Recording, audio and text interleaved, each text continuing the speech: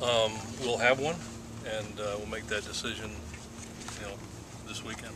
Are they both still holding up real well? Oh yeah, they're both doing a good job. And even when we make the decision, it'll be 2A and 2B. If we lose Ryan for some reason, I can see both of them playing at different times. They do different things, and so I don't see it being as bigger issue as you guys. I mean, we have to have a talented guy there, and I think we have two. So I feel very comfortable about it.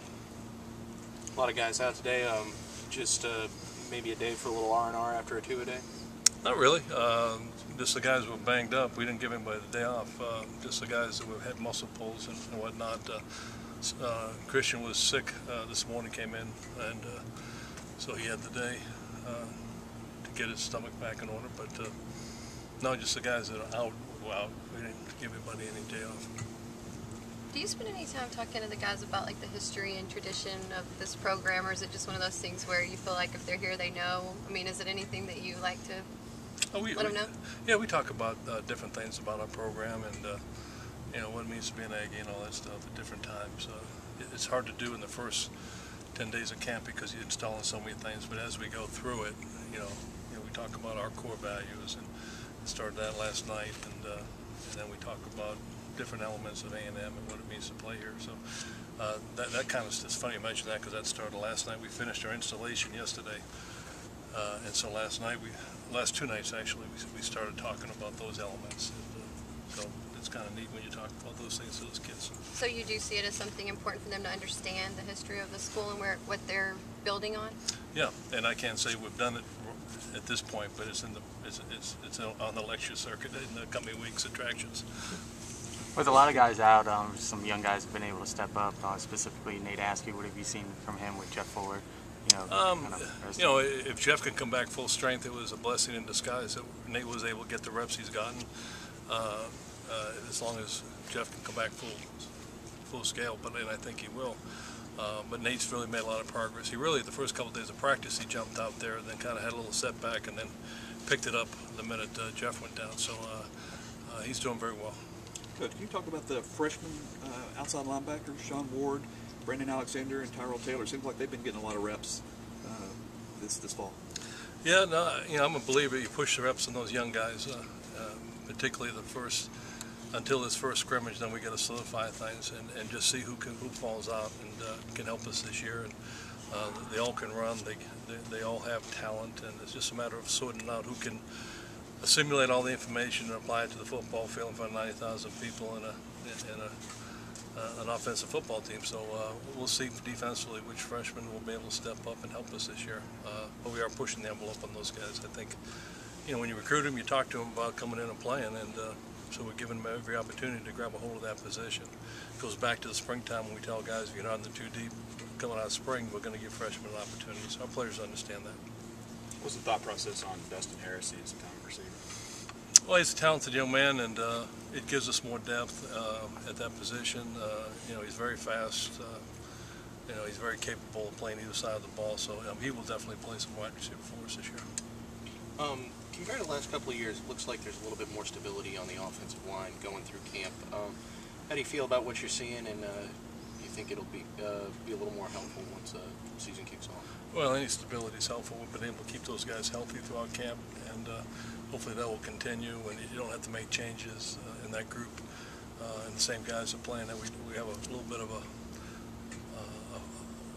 our right guard's a little bit in a flux right now. We're just trying to sort that out. But once we do figure out who that guy's going to be, then it'll be a consistent group. But obviously stability, I think, in any of all the positions on the field, I think stability of the offensive line is probably the most critical as far as moving guys in and out.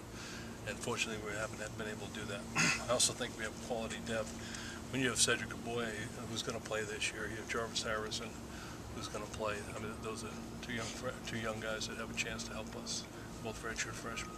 I don't know if you have time to even keep up with the headlines right now, but are there any simple solutions to what's gone on at the University of Miami in terms of, is it a good reminder for other programs to always be mindful of those things, and how hard is it to be mindful of those things? I think it's very difficult to be critical of other programs simply because it can happen anywhere at any time, and obviously they have all the things in place to monitor that stuff, and as do we, and I don't think you ever put yourself above the fray. I mean, we're pretty, and I always tell our guys that we really haven't had any issues from our program, just off the field stuff until this this summertime, and so we never beat our chest to say we're all this, all that, because it can happen at any time. That stuff as well as the other stuff that you're talking about in Miami. But I don't know. I mean, individuals, I think, have to be responsible for themselves.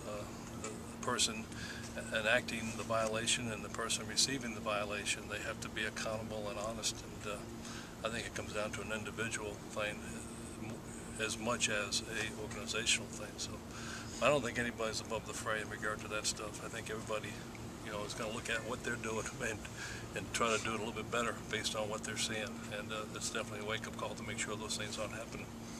A couple more. Coach Turner is obviously a very passionate guy. What does he bring that maybe we don't see, that just from a coaching standpoint to that offensive line? It brings that Boston accent to the offensive line, that they don't know what he's talking about half the time. But I don't know. We used to have a good line coach here a few years ago, back in the early 90s, late 80s. He's pretty good. He's probably the best one they've had here. But Coach Turner is a close second to that. So he's very good. He puts me to shame.